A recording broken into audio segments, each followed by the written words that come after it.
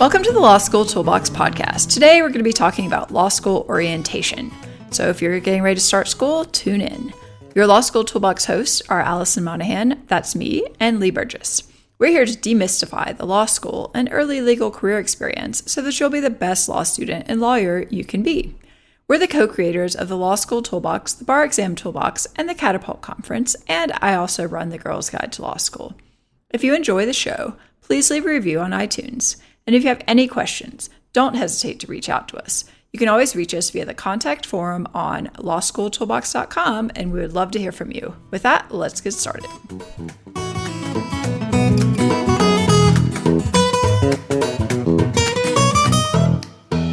Welcome back. Today we're talking about law school orientation. If you're getting ready to start law school, tune in. So, Alison, first off, what actually happens at law school orientation? Well, it's going to depend a little bit on the school, of course, but typically you're going to have some combination of some academic type stuff, some social events, and maybe some job stuff. Do you remember what your school did? Yeah, vaguely. I actually didn't like orientation very much, so it's hard for me to really remember exactly what happened. But I remember that there were some academic lectures. There were some lectures on how to study. I think we even had like our first legal writing class meetings.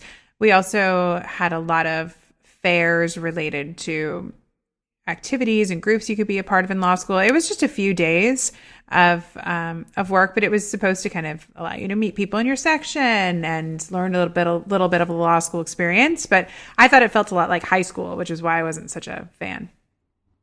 Yeah, I mean, I think ours was pretty similar. We had presentations by Dean X and Dean Y and Associate Dean this and Academic Dean that, and everyone was kind of sitting in the basement of some building, like kind of nodding off after lunch.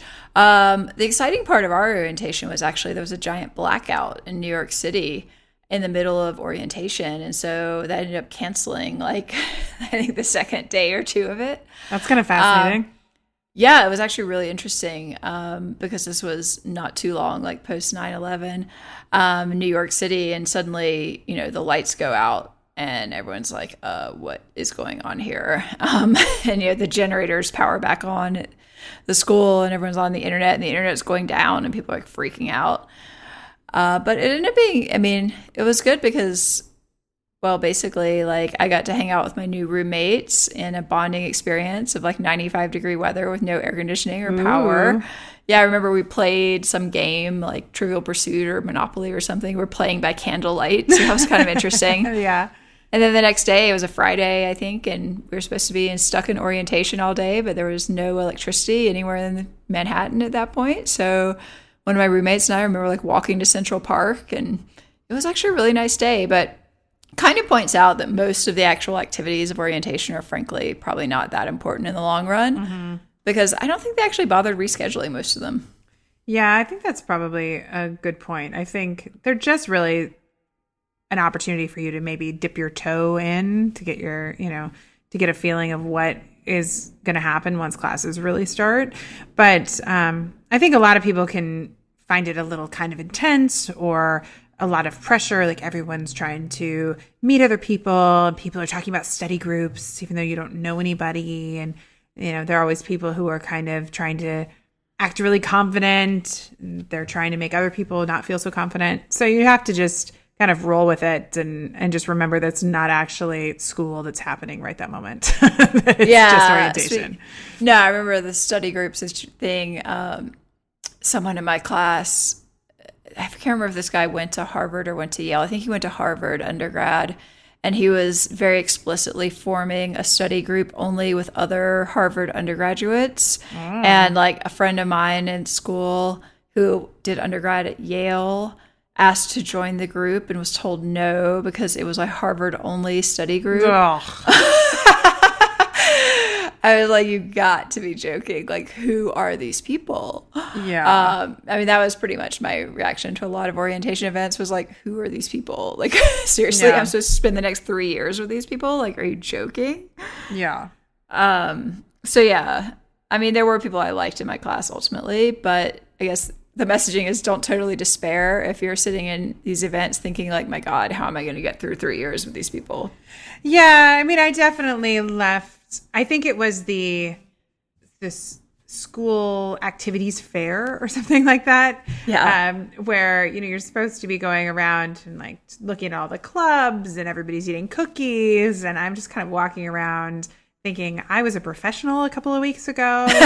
Now I'm like picking up flyers. Right. Like I used to get paid and dress up and go to a big adult job. Like what has happened to my existence that I'm now picking up flyers about, the beer pong activity that's coming up later in the semester or whatever it might be. Yeah, and I think part of that is you just have to be patient with yourself and with the process. This is going to be an adjustment. At its best, the orientation process is designed to sort of give you like the time and the space and the information to adjust to this new experience. But odds are it's probably not going to be like exactly to your taste at all times. Yeah, of course. And if you are adjusting back to being in school from a professional job, it is going to be somewhat shocking. That's probably one of the reasons why I didn't like orientation that much, because I was used to being in a very different office environment with a very different focus. And so you do have to give yourself a little bit of time and space to feel out of place until you get back into the zone of being in school. Yeah, and sometimes they're like optional activities that may or may not sound fun to you. Mm-hmm. And, you don't necessarily, sometimes people ask, like, well, do I even have to go to orientation? I think in general, the answer is yes. You probably should at least go. Yeah. Do you have to go to every single activity for the full amount of time? No, probably not. Yeah. I mean, I remember one day after, and part of it's the same thing as like orientation in a job or something. Like by the time you're in like day 3 of sitting in, another meeting where someone's just droning on with a PowerPoint about like the IT, whatever, this and that, or it's just like, you reach a point where you're like, I just can't sit through this anymore. Mm-hmm. And so I remember once, like after lunch, I just decided not to go back. And someone else who also similarly was just like, I'm too overwhelmed. I can't process any more information, was also sitting in the student lounge by herself. And like we started chatting and became friendly, basically because both of us were skipping the afternoon events. Yeah. Hey, that seems like a theme. You and I have come up with some really great business solutions by skipping events. Yeah, totally. I mean, I think in general, like, yes, you should probably participate in orientation. But if you reach a point, and yourself, like if you reach a point you're like, there's this absolute diminishing returns, like all I want to do is go home and take a nap, just go home and take a nap. Like nothing's going to happen. They're not going to kick you out of school because you miss like, how to like fill out your financial aid form or whatever on orientation. Yeah. I'm sure you can figure it out. And if you have questions, there are probably people you can talk to. Yeah, agreed. Do a lot of these law schools, I think mine did have some of these lectures, have some sort of programming around like how to do law school? I think it depends. I mean, my school, they did like a multi-week thing sort of as an intro after orientation, but I think a lot of them do have kind of like an intro to case briefing or like, what's the Socratic method? I mean, what are your thoughts on these?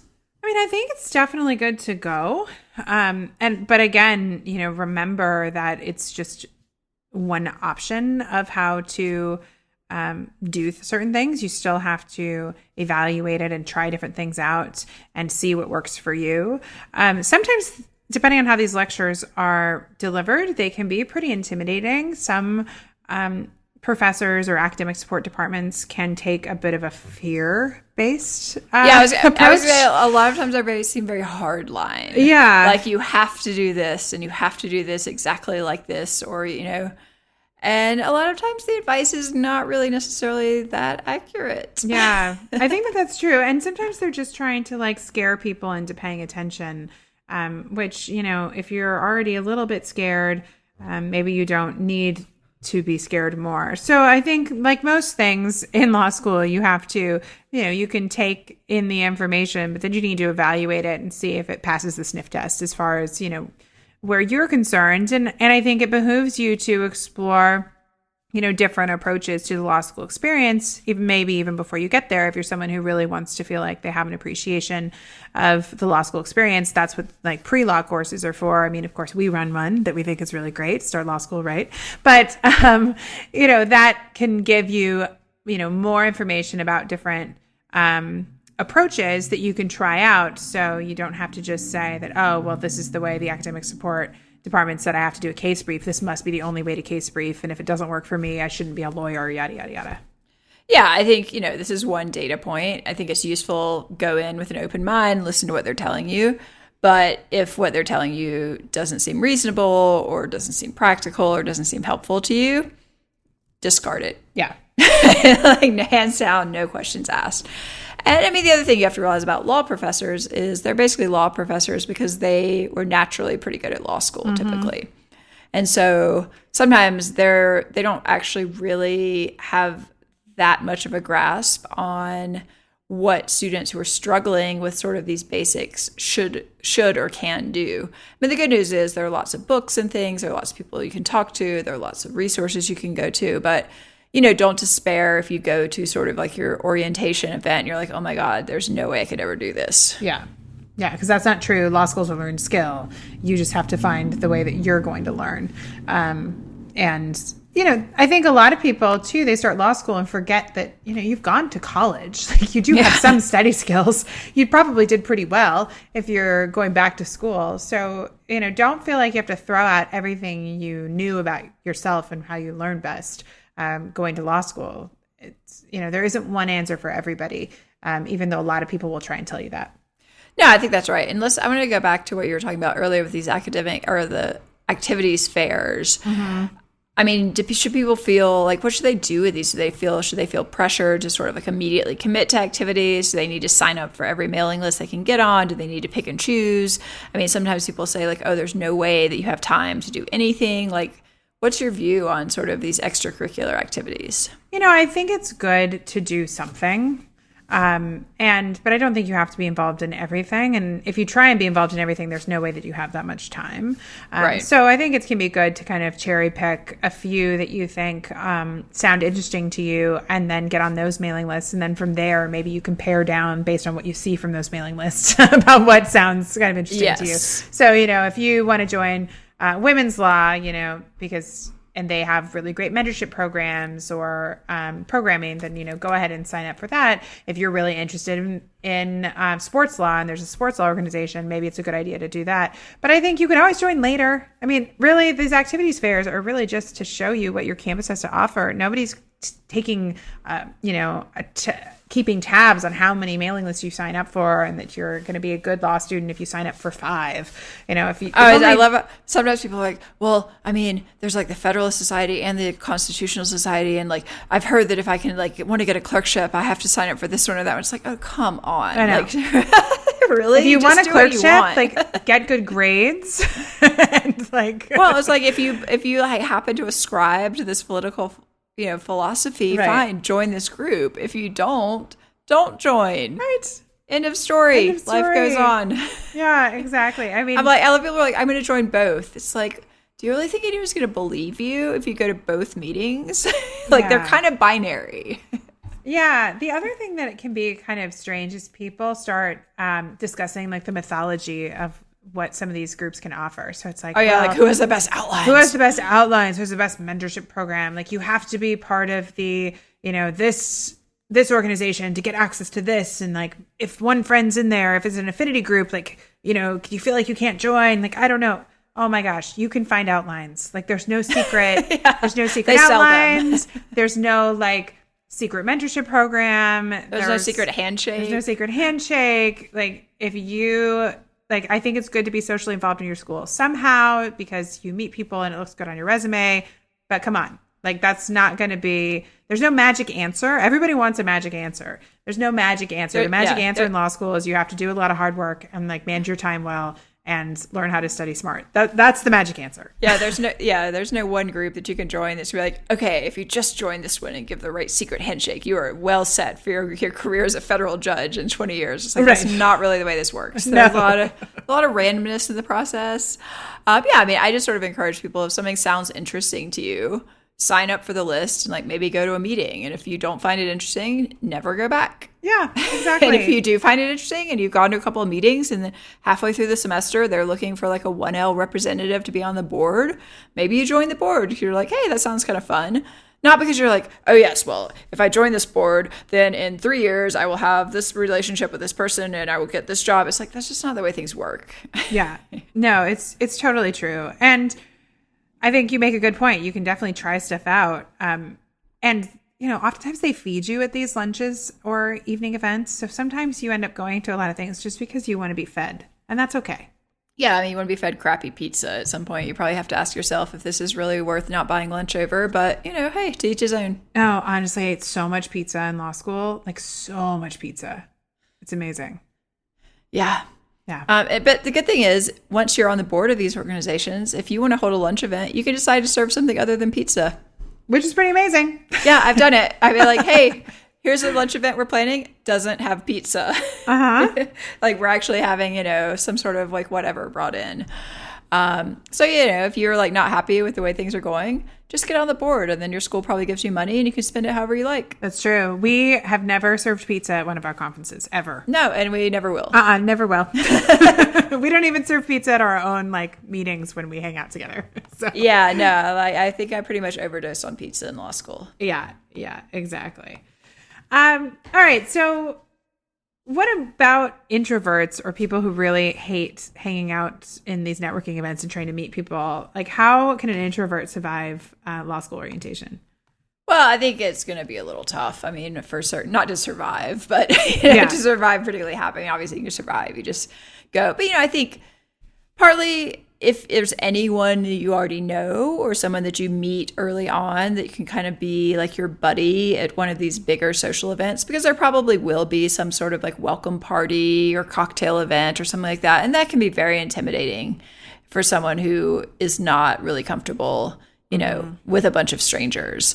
There are techniques. I mean, one of the things I always found I would do if I didn't know anyone, I was going into like an intimidating cocktail party situation, is you can hang out by the bar or even better, hang out by the food, because that gives you a ready-made, really obvious topic of conversation when some also lone person walks up and is like looking around like they would like to talk to someone, but they don't know anyone. You'd be like, hey, have you tried these like potato chip whatevers? They're kind of interesting. Now you just made it someone that you can talk to for a few minutes. Yeah, very, very true. Or, going back to our, activities fair, if you are really into, I don't know, what are some of the organizations in law school? Like there are all sorts, fashion law. And if you're really into fashion, like you can kind of loiter by the fashion law table. Yeah, exactly. Like you just pick something where you're like, you have a little bit of background in it and somebody comes over and it's not that hard to be like, oh, are you interested in fashion law? Oh, right. Me too. Me too. Maybe we should, eat this cookie and talk about it. Yeah. Or like, that sometimes have like geographic affinity groups. Oh, like you came from California too. Yes. Where are you from? I mean, a lot of this is not, people get so worked up over like small talk, but a lot of it is really just, if anyone who's alone at a party is probably also intimidated about trying to talk to people. And all you have to do is sort of make that first gesture of, and it's often easier, just strategy wise, it's often easier to talk to someone who's standing alone than to try to break into a group. Mm-hmm. I think sometimes people, without really developed social skills, sometimes think like, oh, I'll like stand by this group and they'll start talking to me. And then if they don't, they feel bad. And, it's like a blemish on their character. It's like, no, it's just hard to break into a group of people who are already talking to each other. Exactly. Like it's easier to start talking to someone else and then maybe a third person standing alone and you kind of like give them the eye contact, like you're welcome to come over. Right. And then suddenly you have a 3-person group and then other people are trying to break into your group. Yeah, exactly. Do you think you have to make friends? I mean, we talked about a little bit about people who are trying to put together study groups from day one, which I think is kind of silly. But sorry for doing that. Sorry. I think it's kind of silly. You don't know enough to be preparing for a study group in orientation. But I guess your law school social life just over if you don't leave orientation with 5 new best friends? No. I mean, I think a lot of people put so much pressure on this experience. It's like this is a long game. The whole semester is a marathon, not a sprint. you're playing a long game here. These are people who may be your colleagues for years, for life. You don't have to. I mean, great if you go to the first event and you like meet your new best friend, but if you don't, all is not lost. Like you're going to have plenty of time to be in class with people, to go have lunch with people, to go to events later in the semester. You don't have to feel like there's this pressure, to make so many new friends. I mean, it's great if you make some new acquaintances, and then if you see them on campus, you can kind of nod and smile and say, hey, how's your week going? Mm-hmm. Even that sort of casual acquaintanceness, I guess, that's useful.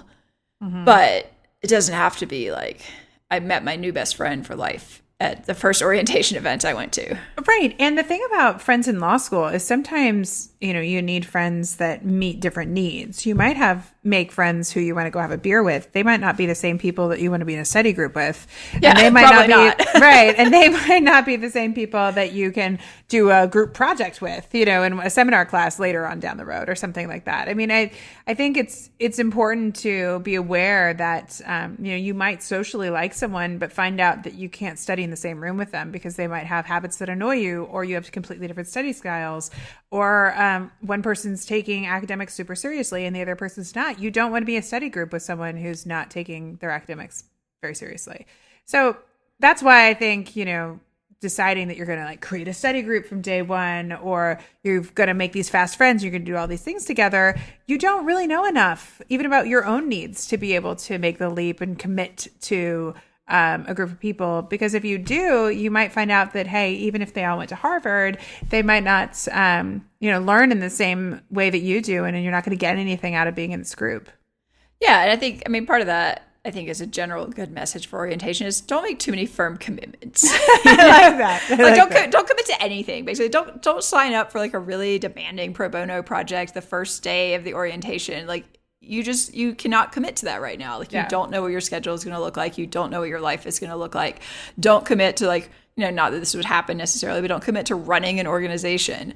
Don't commit to, sometimes they have journals and they're like looking for 1L help and people are like, oh, that sounds great. It'll look great on my resume. I'm going to sign up right now. And you're like, weeks into the semester, you're like, God, I've signed up for the most tedious, boring, time-consuming project I could imagine. I hate this. And now I can't get out of it. Yeah.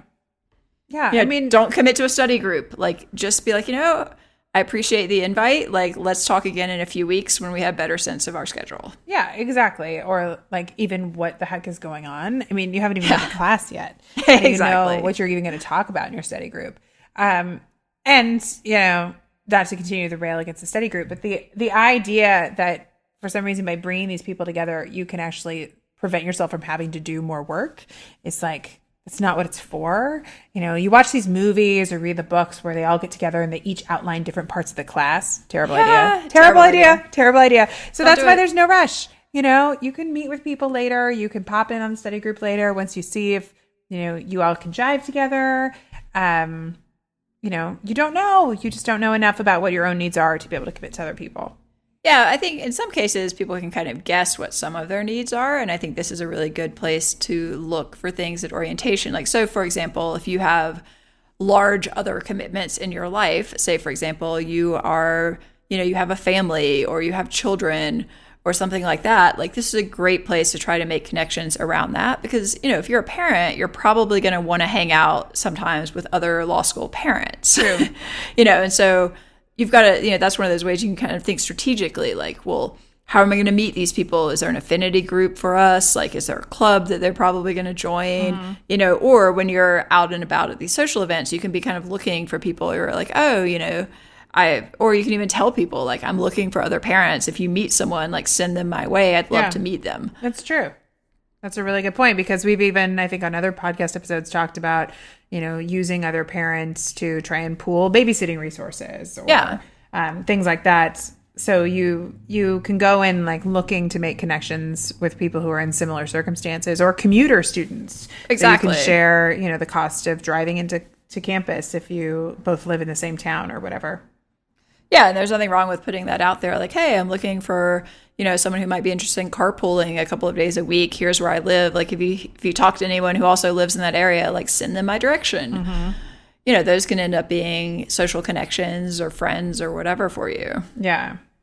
So what about some other stuff that you can do to maybe feel more prepared for law school orientation, I mean, it's probably important that you have at least some sort of elevator pitch about yourself, because this is kind of the beginning of your law school career. Yeah, absolutely. I mean, I think, there are only a couple of questions. If people are making conversation, they're likely to ask you immediately. I mean, one of those is, what type of law are you interested in? Right. You should have an answer for that. You should have some type of answer. It's almost comical, I'll admit, because I remember like the answers people were giving versus what they ended up doing. But, you need something. Mm-hmm. Of course, it's fine to be like, well, I'm not really sure, but I'm kind of interested in doing this. But I think, you don't want to come off like that person who has no clue what they're doing in law school. Mm-hmm. So I would encourage people to have at least something prepared and ready to go about, well, I'm definitely considering my options, but I think I'm leaning towards being, litigation. Yeah. Or I'm really interested in environmental law. And, then in your expanded elevator pitch, you can work in things about your work background or potentially your school background. Obviously, be careful with this. You don't want to be that annoying guy from Harvard or Yale. I guess Harvard people don't actually say Harvard. That's their affectation. But yeah, they say Boston, right? They just I went to school in Boston. Don't say that. Just say you went to Harvard. But yeah, because then they're going to say I went to school in Boston. You can't be in my study group. It's like people just no one cares. Honestly, like no, the Harvard people have such a complex about Harvard. But we're not. Hey, we have a lot of Harvard people we really like, and no, they're perfectly fine people. It's just they have this weird affectation about it that, again, like maybe try out some different lines. If you say you went to school in Boston and everyone's like, yeah, whatever, okay. And like they don't care, fine. But if you want them to know you went to Harvard, you're probably going to have to, say that. That's a good point. Because otherwise, most people, I mean, honestly, like if somebody told me they went to school in Boston, I'd be like, oh, did you go to Boston U? And then you're going to have to be like, no, I went to Harvard. And then it'd be like, that's not even in Boston, you idiot. That's in Cambridge. Just be honest. It's fine. Just be honest. They're going to look you up on Facebook and find out anyway. It's fine. Yeah, exactly. It's just like, oh my God. Like, I don't know. Just be a normal person. That's all you need to do at orientation. Like, I don't know. People like kind of work themselves up into this like law school persona. And I got to like impress everybody. It's just like, just be a normal person. Just like do your thing, find your people. Yeah. So once you also find your people, other things to keep in mind, there are going to be social events, many of which will have alcohol at them. So, be thoughtful about drinking and, partying, because this really is the first impression with a lot of these folks. And you can quickly get a reputation for being that person who's... Yeah, I mean, you're making a professional reputation, and you probably don't want that reputation to start with you like puking in the bushes outside of the first orientation event. That's not a good idea. Like, people are kind of going to remember that. Yeah, you don't want to be that person. Yeah, it's just keep it on the down low. Just like be a like nice, pleasant person. Political season, probably not the best place to get in fights about politics. Yeah, I think everything will be heated, especially when people, as we get closer to the election. But maybe that's not the best thing to talk about after a couple drinks at the bar with your new best friends in law school. No, I mean, again, like there's nothing wrong with, sharing your views, but try not to get in like a brawl, like a drunken brawl about them on your first day. I know. I think, and it is such a heated time, that I think it wouldn't be very hard for people to get really drunk and passionate about some of this stuff. And that's not necessarily where you want your first impression to be with your law school. No, and fine. A lot of people go to law school because they quite love to argue. But like maybe the first or second orientation event is not the place to display your skills on loving to argue about everything. Yeah. It's like your goal here. I mean, I guess this is something we talk about too. Like, what are people like even looking to get out of orientation? I mean, I would say the goal is maybe you gather some useful information. Mm-hmm.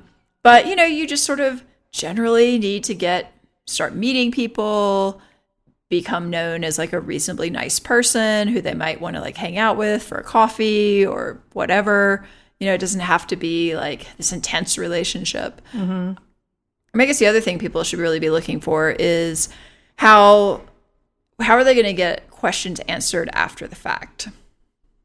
You mean from the school, like questions that come up?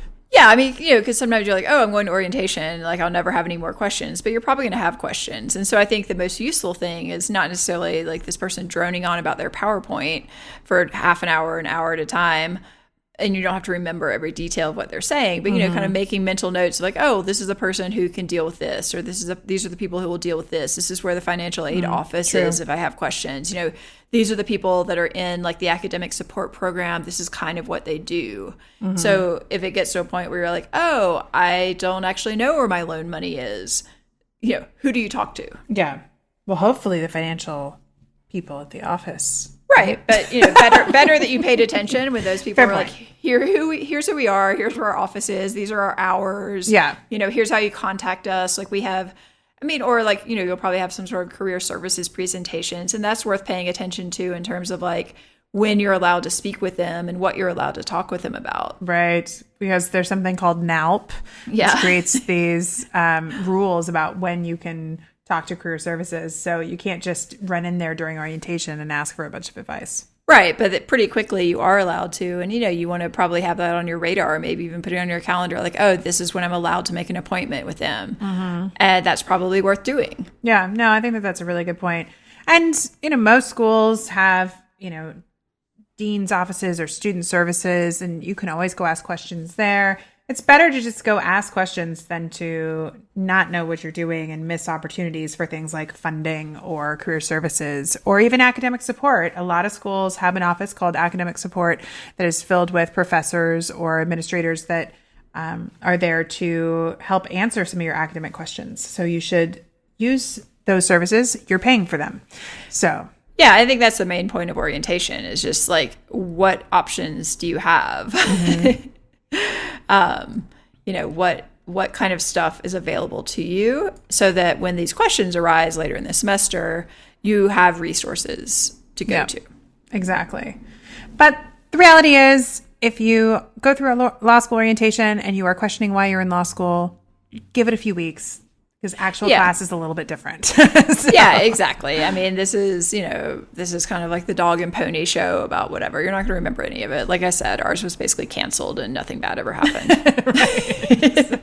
Query whether this is really necessary to begin with, but they're still going to do it. The law schools are going to make you go through it. So yeah, you're going to have to go through it. Just something to be endured on some level, and hopefully you get something beneficial out of it. But a few cookies and maybe some new friends. Yeah, and a little bit of like free booze. They're worse things. Exactly. And with that, we're out of time. Unfortunately. If you enjoyed this episode of the Law School Toolbox podcast, please take a second to leave a review and rating on iTunes because we would really appreciate it. And be sure to subscribe so you don't miss anything. If you have any questions or comments, don't hesitate to reach out to me or to Lee at lawschooltoolbox.com or Alison at lawschooltoolbox.com, or you can always contact us via our website contact form at lawschooltoolbox.com. Thanks for listening. We'll talk soon, and good luck in your law school career.